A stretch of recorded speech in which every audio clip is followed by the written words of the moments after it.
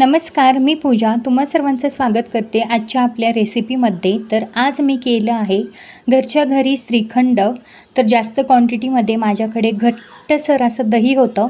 म्हटलं चला मग त्याचं मस्त असं श्रीखंड बनवावं, कारण माझ्या मुलाला खूप आवडतं।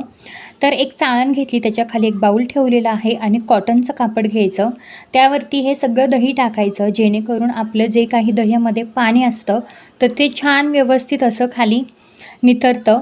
तर तुम्ही पाहू शकता इथे खाली जे दह्याचं पाणी आहे शिल्लक राहिलेलं, तर ते फेकून न देता कधीही तुम्ही कढीपत्त्याच्या झाडाला टाका, त्यामुळे झाडाची ग्रोथ छान अशी होते।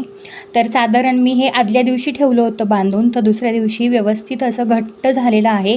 जेवढ्या क्वांटिटीमध्ये गोडाचं प्रमाण हवं आहे तेवढी पिठी साखर टाकली आणि पुन्हा एकदा मिक्सरमध्ये ग्राइंड करून घेतलं। वेलची पावडर आणि आवडीनुसार ड्रायफ्रूट्स टाकले आहेत। तर चला, श्रीखंड आवडला असेल तर लाईक आणि सबस्क्राईब